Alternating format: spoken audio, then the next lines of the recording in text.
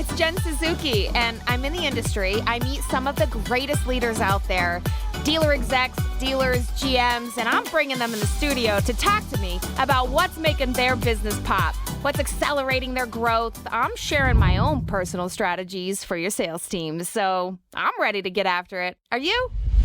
Welcome back, everyone, to Dealer Talk with Jen Suzuki podcast. I have a friend, colleague, and new friend and colleague with me today to talk a little about digital interactions and how we manage engagement in the sales cycle. I bring on longtime friend Bill Reidy with me today. He is the Vice President of Sales at ActivEngage, and his colleague, Carol Marshall, the Chief Operations Officer, to share some enlightening information about how we can engage consumers into conversions. I want to hear some relevant strategies and hear how some of the tools that have evolved out there have actually evolved and what we need to know to be present and relevant and attractive to customers today. This is a big buying journey, and there's a lot of touch points that customers are going to engage in order to find their location of where they're going to do business. So we want them to find you. Well, welcome, my friends. Thank you so much. Yeah, it's a pleasure to be with you. I'll touch on the evolution part. I've been with the company over 16 years, so almost from the very start. Yeah. And you're right, 17 years ago, it was just chat, and people would put in 2 words like a Google search and not really know what was going to happen. And so, our staff is always hospitality trained. They know how to strike up a conversation and build that relationship. Well, through 17 years, we've moved far beyond that. And because we have our own software, our own development team, and we are our own biggest user, when the evolution of all the social media messaging tools, SMS, all of this comes about, our team would tell us these conversations interact differently. Yes, there's still a 10 to 12 minute conversation on the sales side, 17 or longer minutes on a service side, but a Facebook conversation could last over 17 hours. And so our development team takes that kind of feedback and develops our software differently so that whether it's our team or the dealer's team interacting with that consumer, they can still do so in a very effective and efficient manner with all of these different tools at their fingertips. And that evolution continues today with the inclusion of AI, a backside AI tool to help the agent with that relevant information. But the AI is not touching the consumer. We still have that human touch. So our human agents are able to take the information, boil it down, and give it to the consumer in a way it's meaningful to that consumer. Not just, the last thing you want is someone pulls up on your dealership lot and your salesman runs out and hands them a brochure. That's not the way we train. I don't think that's the way you train. So no, and Bill and I have known each other for some time, and we could take us back to the original. I mean, I see ActivEngage as the OG in what you said is chat, but I don't see ActivEngage as just chat anymore. I think that when we talk about digital interactions today, it's a gamut of components that, including text messaging. I mean, let's be real. That's how a lot of people want to engage. And I think that chat, back in the day, probably Bill, you could testify to this, that when I looked at chat, it was like, it was a bot. It was like it was cool because it, had immediate interaction. The customers on your website, this is the lowest hanging fruit. And now, as to Carol's point, you've got humans behind the chat who are leveraging AI to help them with product knowledge, help them with responses. And it's become a much more robust tool today. Well, welcome, Bill.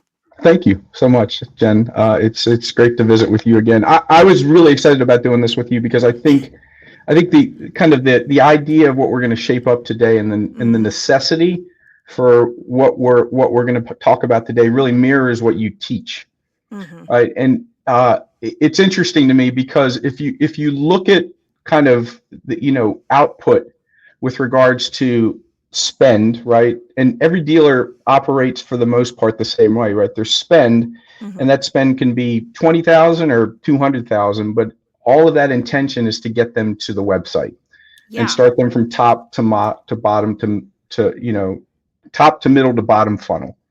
And it's interesting to me because all of that is designed to get a personalized engagement going, right? So we want to get a name, we want to get an email, we want to get a cell phone number, we want to get a lead form, we want to get a phone up, we want to get a walk-in. It's all pushed to getting that into that personalized touch environment, right? Because we know, and you teach this, that's the beautiful thing, right? You teach skills to accentuate your ability to communicate with that customer and bring them further down the funnel and then ultimately convert to a sale, right? And there's an art to that.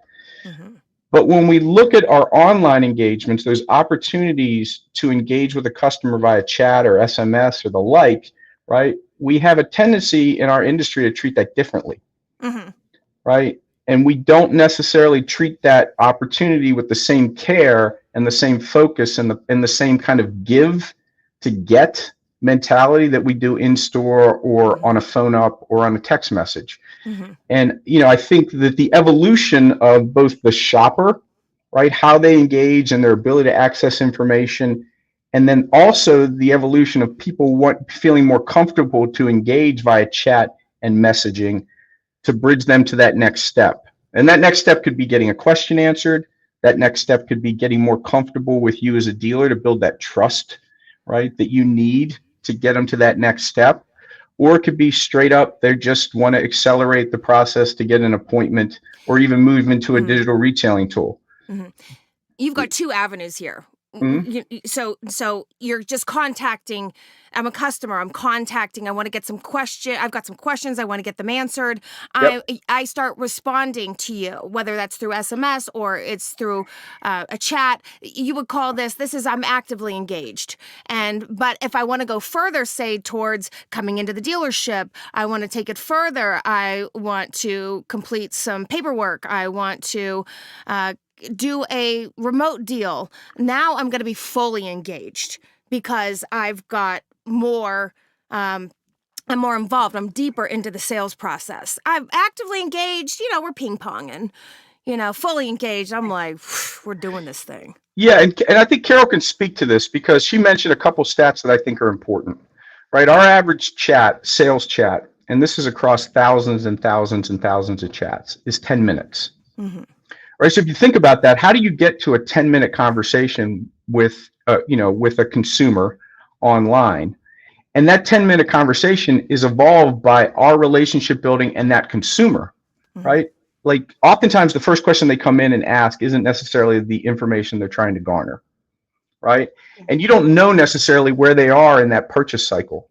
But our process allows us to build that connection and that patience and ask the right questions that extend that chat to that length. And what it yields is very consistent metrics, right? So 80% of the time, we're going to get a name and an email or a phone number. 75% of the time, we're going to get a name and both pieces of contact information. And 25% of the time, we're going to get an appointment. And it's due to the approach that we take and the access to information to answer any question accurately against kind of the dealer's model. Extend that to service, and oddly enough, the service chats are longer. Yeah. Right? They're 17 minutes because we have the ability to really understand who they are and look at past history and a bunch of other stuff. So the art of what we do is the engagement piece, but it fits against what the customer is trying to accomplish. Right? Absolutely. And that's why the yield is so much more robust. And that's why we have the ability really to take that conversation to fruition. And I think two things happen, right? I mean, obviously your conversions go up. And I'm going to tell you, if you're using a bot or if you're using kind of a very kind of quick approach to say, give me a name, give me an email, not only you're hurting, that's dated. You're hurting your conversions because I mean, literally it's like if you said a phone up, okay, well just give me your phone number and I'll call you back. You would lose your mind. No. What you say is, in case we get cut off, what's a good number I can call you back? You know that, Bill. Yeah, of course. Of course. And we don't, and that's not the approach, right? It's not the approach to build that honest relationship, to look, we've been talking for less than 10 minutes. If you want to consider how long a 10-minute conversation is, That's a great point. That's a really good point. It's a long conversation. And so we've structured these conversations to discover the undiscovered needs. Great. You want a fuel saver vehicle. Wonderful. Well, you're currently driving a truck. Have you even driven a car in the last 3 to 5 years? Do you know what that's going to feel like? You know, these are the kinds of questions you have to ask. We ask about trade. That is such a vitally important piece of information for It's a good way dealers. to get an appointment too. It is. Yeah, absolutely. Like the dealer needs to know, what is the trade I'm staring at? You know, I'm getting excited about you're wanting to buy this new hybrid vehicle, but you know, let's look at the trade and when that was purchased and what we have going on there. Our team is trained that for our clients who have a digital retailing tool in place, they will offer to get the save the customer. Let me save you some time in dealership. If you want to go ahead and fill out this credit Send out, application, trade appraisal, send them the link in that yeah, chat, in that absolutely. correspondence. Now you Yeah. really are fully engaged. Is that shopper going to go to another website and start over again? I don't think so. Not if you can get them on that tool and plugging in payments and down and their trade information and moving further down in the funnel, which is why we see these as more qualified opportunities, because they're inputting more data that would indicate it's time. Yeah, and I think that's an important piece of the puzzle, right? Like if you look back and Jen, we've talked about this in the past. If you look back historically during COVID, the digital retailing piece of a dealer's business spiked dramatically, right? It was in the like 30 to 35% rate, right? And it feels so much higher than that.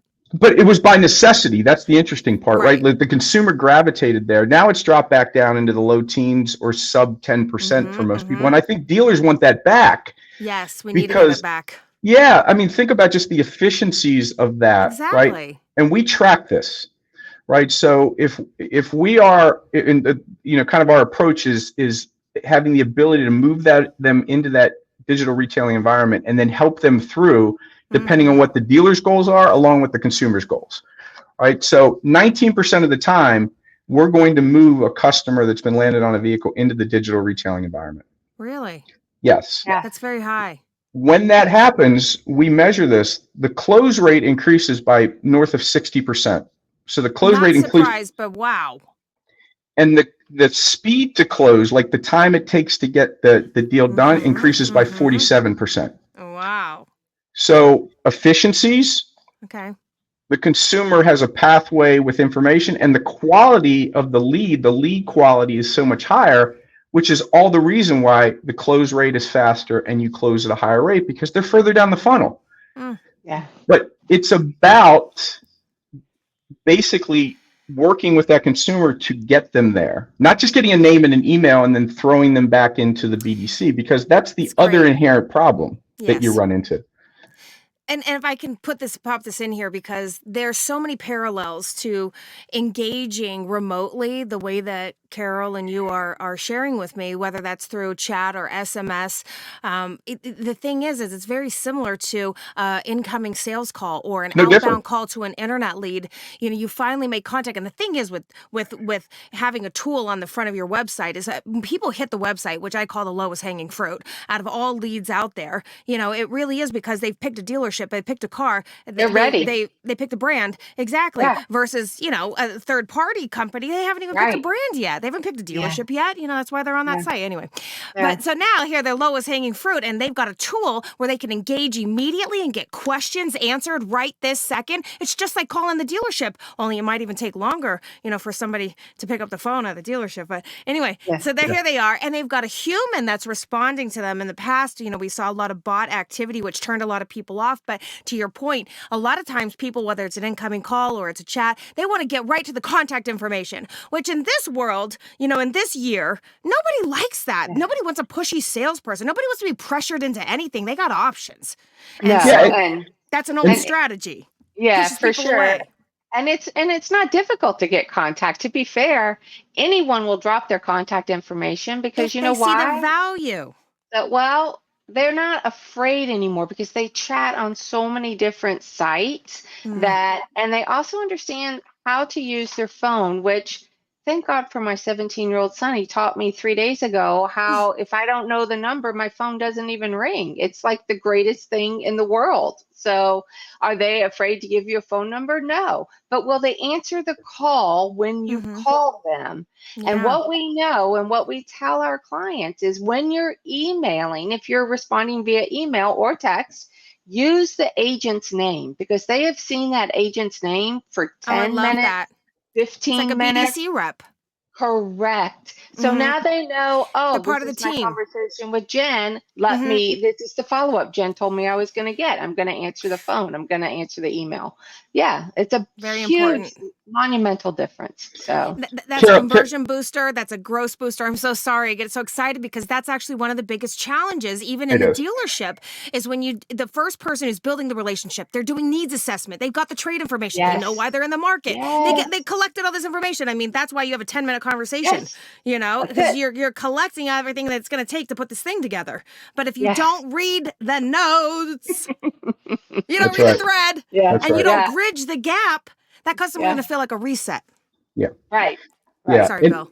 That's okay. I think the interesting part about this, and Carol said that for the first time. I didn't think of that through the lens of it's not really hard to get contact information like it was before, right?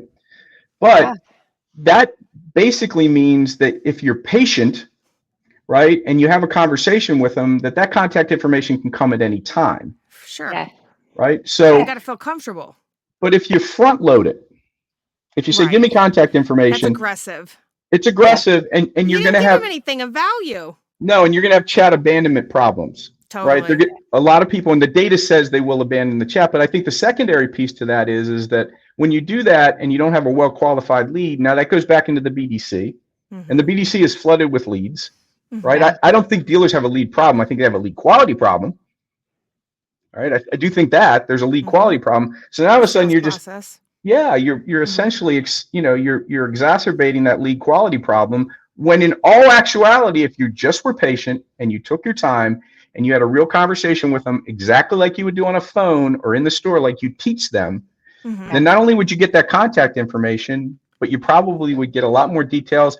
And, kind of our process says is that 25% of the time or north thereof, you actually get an appointment, right? But here's the problem, right? The problem is that you don't have a lot of choices to solve this problem, because most of the tools that are out there are designed for the short conversation, front loading the information, and that process, right? And there's a multitude out there. There's just a million engagement tools are out there. Well, that's a distinguisher right there. Yeah. There. Yeah. It is. You're willing to get to know the customer, which is what every sales manager wants their team to do. Get to know your customer. Yeah. So I would recommend to a dealer, like, if you really, really want to maximize your spend and you want to take advantage of every engagement, and here's a stat for you, Jen, for every one person in your showroom, there's 71 online. If you just look at that in contrast, right, there's 71 opportunities of shoppers in the funnel online versus one that has actually made it to your showroom, right? So that's a lot of low-hanging fruit there. So if you really want to do this the way that's going to create efficiencies, is you should do it yourself. You should absolutely staff your BDC to be able to engage those clients 24 hours a day, 7 days a week, 300 and whatever days a year that you're open, right? But problematically, that is difficult for a dealer to do. It is. It just is. For some, I mean, for some people, they could probably man it, but in a lot of stores that I'm in right now, they're understaffed. Of course. Of course. So in 1998, when I was in a dealership and the website started rolling in, and I got a corporate report that would show me 11 people. How exciting! 11 people were on your virtual lot yesterday. And I was like, okay, well, who were they? What did they look at? Why were they there? Like, how do I talk to them? And so that was the premise of how we structured these conversations, because we understand what the dealers need to put the deal together, and we understand how a consumer wants to be treated to feel at ease and feel attached and feel ready to proceed with that dealership. So I applaud those dealers who are large enough and have the talent to do this themselves. Absolutely. But so many don't, because it does require constant training and management and oversight to ensure that and the evolution of the market, because customers change with the market. So conversations have to change. Well, regardless of whatever direction they go, they either do it themselves, as Bill recommended, as that's a great strategy. If you can do it yourself, you still have to have the tool, Yes. and Yes. then it's nice to have a backup plan because, personnel Yes. changes, market changes, customers. I mean, where we Storms. place our focus changes in the dealership. Yeah. We're just all about change now. And so Yeah. it's nice to have a backup plan where, oh, there's a human squad that's got your Yeah. back. That's going to Yeah. be boom, boom, boom, boom. Because let's face it, most people who don't have a 24-hour, crew, Yes. but you could also have a backup plan. So for after hours, because I heard you guys validate this, that a lot of people want to do their car shopping after dealership hours, and we know this because we see internet leads come in at like 2-3 in the morning. But tell me.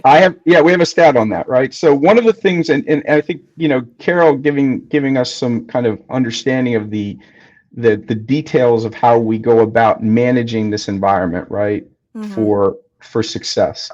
We're maniacal about basically tracking chats, right? So one of the things I found interesting when I first came aboard is the highest amount of chats that we manage on a daily basis is on Monday.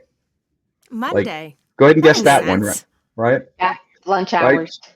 Yeah. Lunch People hours, chat right? During work. That's when they chat. Sure. Well, that's the glory of it. Yes, exactly.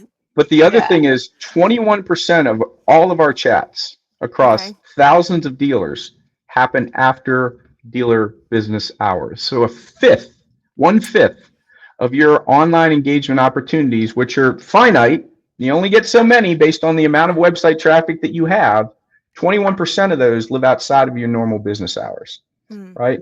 So, every dealer in the world, in my mind, in this market, is looking to get more out of their ad spend and higher yield in their conversion and their total sales. Every one of them. And the market has changed so much that the competitiveness has come back in. Consumers are shopping for deals, not cars, right? So as you start to look at the microcosm of the areas of opportunity, this is probably one of the biggest ones that can impact your yield against your current spend. Right? Because if you look at every one of those engagement opportunities as an opportunity to engage that client and move them either further down the funnel or to a sale, they happen all day long, every day, all day long. Right? Yeah. And I think that's the differentiation for us, is because we are essentially the outsource of your team, including what we call dealer notes, which is such a critical piece of our execution. And I think that's something, Carol, would you mind just talking a little bit about the process and the dealer notes and how we think about managing this process for a dealer like we are part of their team? I mean, we have a great example, unfortunately, right now with Hurricane Helen, who came through. Our customer care team reached out to dealerships in the past and said, are you altering your operating hours? Let's get that in the dealer notes so that our chat agents, as people are chatting in, they can give them a heads up. We're going to close early or whatever that is. Now, today, they're reaching back out to say, is everything okay? Have the hours altered again? Is there any kind of community support we can lend? What do you have going on in your community that we can help you with? But whether it's a storm of some sort, I don't know who remembers the Boston Marathon bomber that was found in the back of a boat because he's so bright. We had a whole collection of Harley Davidson dealers at that time, and they had to shut down because the police corded off like all of these blocks and all the businesses had to shut down.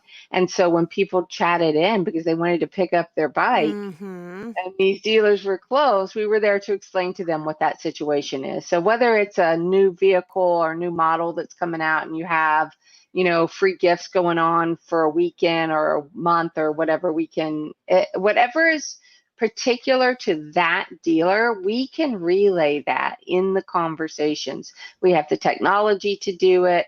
We have supervision and subject matter experts helping all of the agents all along the way as well. So, yeah. Well, he never actually thought about all of those things, especially with the hurricane. I mean, phone systems down. It's nice to always Right. have an open communication platform that Yes. doesn't go down. It's always available. And for people Yes. like me, probably you, everybody wants instant information. And so Yes. I would say, looking into the future, you're going to have more and more customers looking to do things more remote, Yes. where they can do their homework and they can engage, with a dealer. And here's the thing. I always tell dealers this: you guys are on a hit list. You don't think they're just going to call you, do you? They're going to call 4 other people. So whoever's got the best process that can engage, right? That has the right questions, can make the connections with people, that's very focused on value-based conversations, relationships with people, asking the questions. So it's not just like, oh yeah, we have the car. When can you be here? It's like, that's dead. That's old. That's dated. That does not work anymore. That's a no-show right there.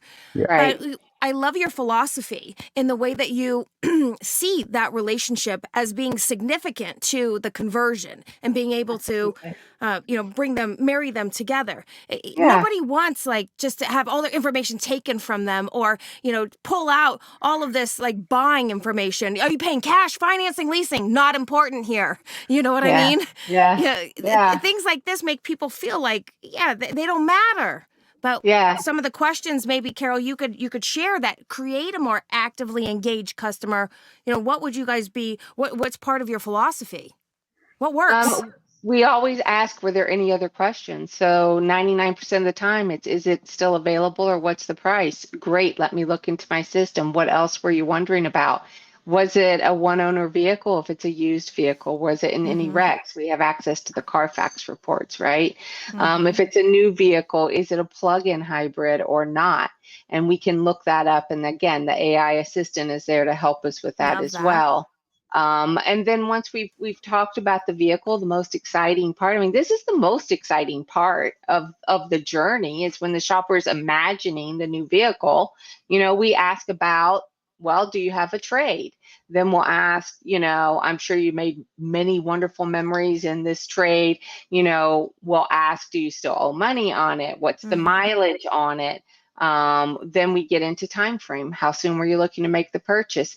And if they say, well, I still have 4 months left on the lease, that is not a deterrent for us, because we know we need runway.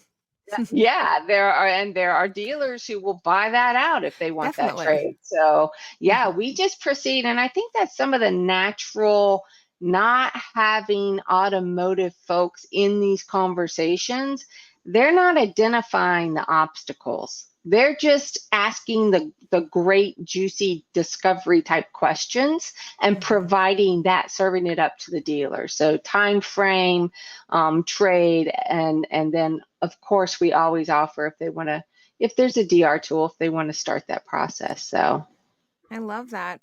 I like that so here's the thing. It's just like mobile service for service departments. Well, a lot of times the reps that are setting the appointments, if they don't offer it as a service, then nobody knows it exists. That's right. That's right. Very similar here too. So because, And on the service side, we talk about declined services. Oh, I noticed last time you had your Corolla in, you chose not to do X, Y, and Z. Would you like for us to do that this time? And so our average RO order is up $60 over the dealers, because we're asking those questions. Plus, our show rates are higher because they feel more committed to the appointment, because they engaged with somebody and had a detailed conversation about it, right? So human validation. Yeah.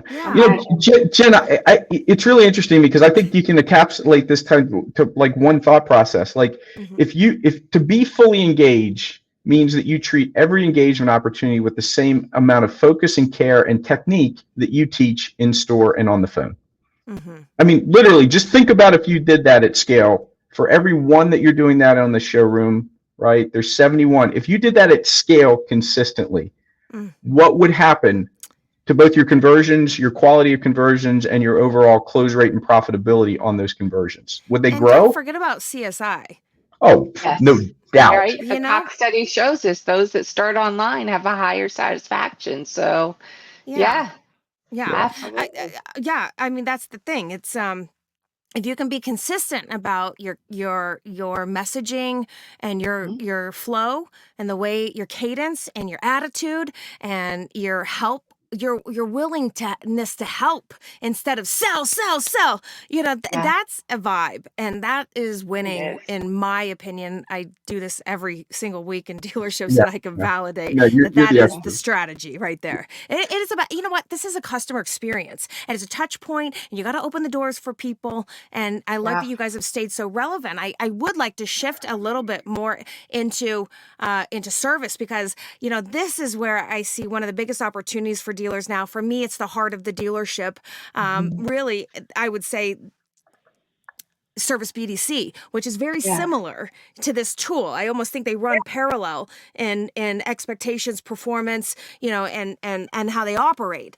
But for me, I say service BDC is the heart, because this is how we're fueling the service department. This is how we're getting appointments. And customers are going to, just like sales, they're going to want to get answers from the website. Where do you think they got the phone number? Right. Exactly. The majority of the people are getting the phone number off the website. And we know Right. this because they call into the dealership, and every 8 out of 10 calls is for service Yeah. off Yeah. that number from the website. Yeah.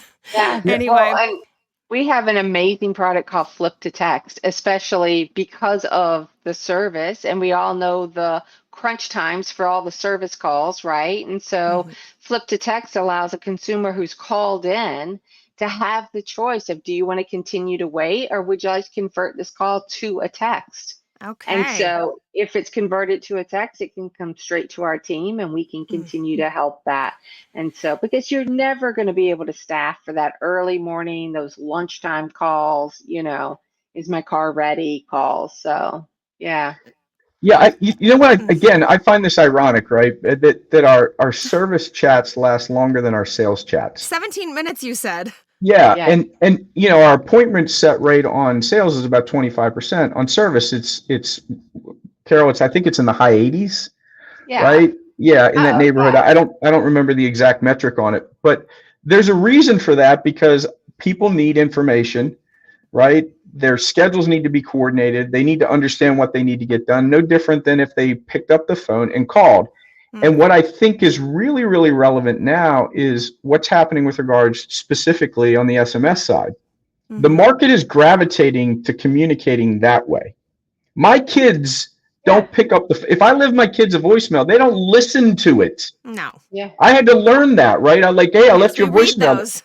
Yeah. So the Now, the no, oh, marketplace is but shifting Bill, there. Mhm. I will tell you, they're saving them though. So when you pass away, they still have your voice to Yeah. listen to. Oh, Does that make you that's feel nice. better? That I does make do me Yeah. feel a that. little I have better. done that. I Yeah, have that makes done me feel a that. little better. That's That's funny. so wild you said that. Yeah. So, I think if you really want to think about what now and next year and the year after looks like, you have to understand where the market's going, Yeah. right? And you have to understand how to fulfill the way the customer wants to buy, Yes. right? And I think the most relevant thing that we saw is the impact of digital retailing when Mm-hmm. COVID hit. Yeah. Like every dealer in the world wanted to digital retail more, but the marketplace conditions didn't support that. Now they do. Yeah. Right now they do. So, the thing that you said that I think is the most intriguing is change, Mm-hmm. right? And your ability to adapt to the marketplace to essentially be, continue to be profitable, but not have to spend more, Mm. Yeah. right? And Absolutely. that's the conundrum I think dealers are in right now, is that they're sort of like, I need more. Do I have to spend more to get more? And I don't know necessarily if that's the case. No. Well, they've driven them to the site, whether that's for service or their sales, and there has to be a touch point here, a door open, and which I love that you said we need to set it up to explore more digital retailing and the sales part of it. But at the same time with service, it's like this is such a big avenue. A lot of people don't think about it. But if I'm a customer and I'm at work and I can't get through on the phone, I might, or I've got the phone number and I see, oh, there's a chat option. I'm going to Yeah. probably go down that road. And it's nice if you're giving me a prompt to start texting, I'm going to probably take that direction.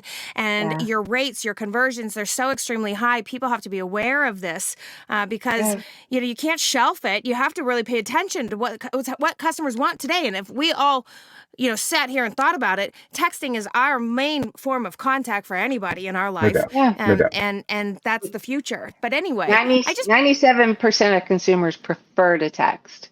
Look at So, that. And they respond faster. And anyways, it moves things forward. And I'm a fan of it. And I like what you're saying with service because so many people can set appointments this way.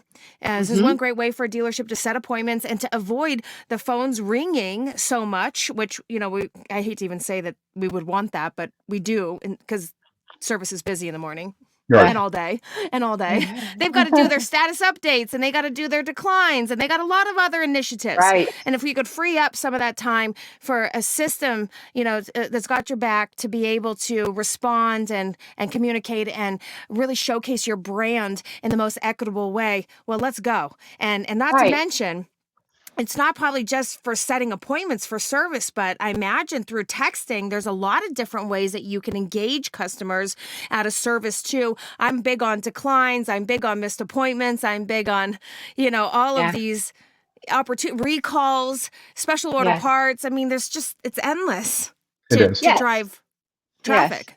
Saves the consumer time. They can deliver the message they need delivered to the dealer and allow the dealer to get back to them with that information when they have it. So service is a big, and when the recent CDK issues were happening, we have so many customers that use that service scheduling tool. And so we worked out with our dealer partners, how do you want us to handle? Do you want us to take an appointment preference time from the consumer? Do you want us to give them a window and take the day? Whatever it was that dealer partner wanted from us, that's what our agents did. And then we sent that on. We had plain text leads, obviously going to email addresses, and we had set up a different lead delivery system for sales and service. But on the service scheduling, that really saved them from missing out on that valuable revenue. As we know, in most dealerships, service is what's keeping the lights on. So that's it. It's a fact. Yeah. Is there anything that you both would like to share that it maybe is advice or something that could help our listeners today with their engagement approach in their sales cycle and really help them just really think about that next initiative for their organization and dialing into opening this door a little bit wider for their organization to not only brand themselves, but to engage consumers and in the both avenues that we talked about today, which is actively, ping ponging, and then fully, let's do this thing, moving this whole deal forward, or getting more into that visit space. Yeah. So I think there's a couple things. I think that one thing that you have to do, and we're very good at this, is looking at where you're giving your consumer the opportunity to engage with you on your website. Yeah. Okay. Right. So I think that there's more opportunity there. Like one of the things that we promote is in what we call inline chat.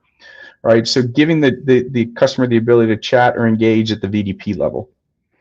Because it would make sense, right, when they've landed on a car, right, that you have the opportunity to take that next step with them. Yeah, but there's a multitude of things that we look at specifically to drive more engagements, right? Because again, if you get 10,000 visitors on your site and you're converting 2 to 3% of those to leads, right, there's engagement opportunities that sit there just all day long, every single day, right? So you got to make sure that the UX UI on your site enables that ability for that customer to do that. That's part one. Part two is whether you use ActivEngage as your partner to do this or you do it yourself, right? You have to think about what that process looks like and how to build it, right? And you can't shortcut it. You can't go, well, they'll handle chats and they'll handle 4 other things, because it won't work. It won't. You have to have the ability to have people that are in the spot to engage with that customer as long as they need to essentially get that customer to that next step. Because honestly, we can talk a lot about kind of how we answer the questions and in the process that we go through. But at the end of the day, A dealer and us and anybody else that's engaging with a customer is building trust, right? And they're building that confidence for that customer to come in. And it's sales 101. Sales 101 is people want to be seen and they want to be heard. Yeah. That's how you engage with the consumer, right? So if you develop a process internally, you have to have the dedicated resources for people to have the time to engage with that customer so they can be seen and heard. If you shortcut it, it's not going to work, right? Those are the two things that I probably would look through for the lens if I was either doing it myself or if I was partnering with somebody like ActivEngage to do it. Yeah, it's great advice. I mean, I can just run a parallel to like calls. I'm always like 5 minutes is your sweet spot. Not that we want to get rid of them in 5 minutes, but people burn out on a call. Yeah, you know, whereas on a chat or SMS, you know, you can take your time, which is ideal. Yeah. Jen, this is so interesting, right? As we moved, as the markets move more to the SMS version, right? Those conversations for us, and Carol referenced this before, they can extend for days and weeks sometimes. But think about that, right? Lead goes into the dealer, right? We have a name, we have an email, we have a phone number, but let's say we did not set an appointment. Dealer is now trying to get a hold of that customer on their own. And the customer is not accessible to you just because you want them to be. It just doesn't work that way. You can call them, you can email them, but they'll look when they want to look. But when now they know an agent, the agent is a representative of the dealership, we continue to get them coming back in, and then we essentially continue to further qualify that lead, provide more information, and build that bridge to that next level of contact.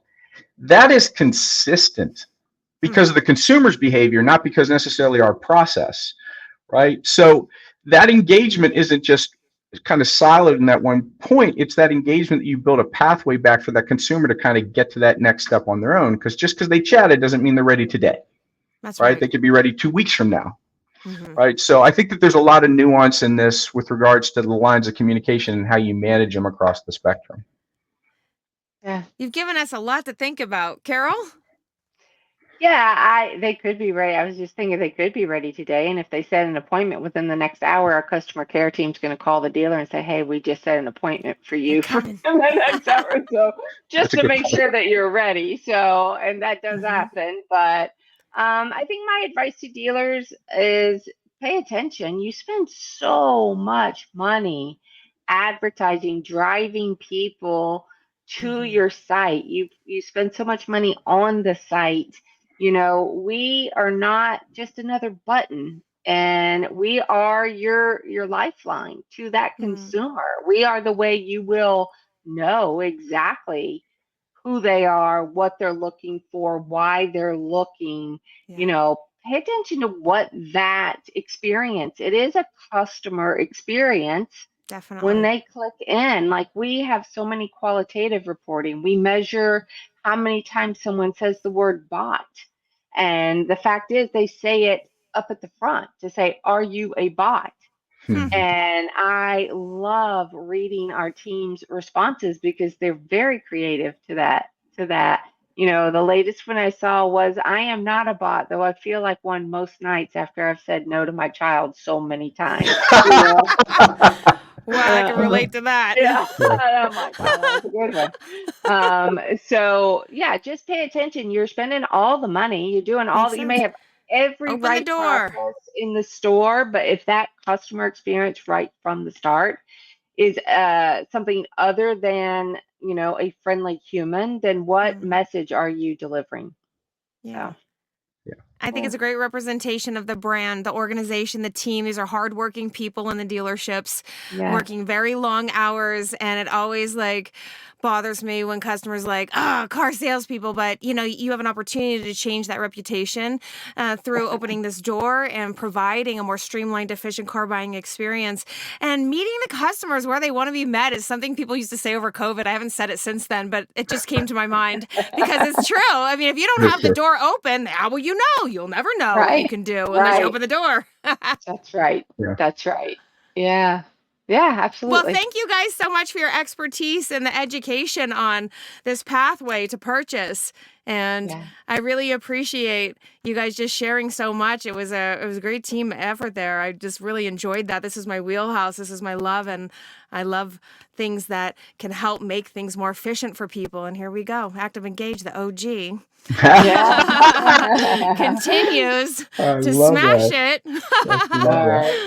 Thank you all. All right. Thank you, Jen. This is great. Appreciate it.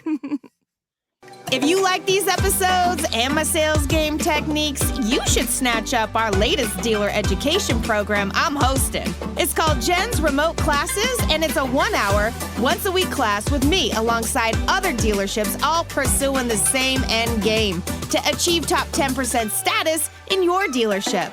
For more info, hit me up. All my contact info's in the show notes. I want to hear from you. And follow Dealer Talk with Jen Suzuki right now to get notified when episodes like this one drop. This is Jen on the podcast Dealer Talk with Jen Suzuki. See ya!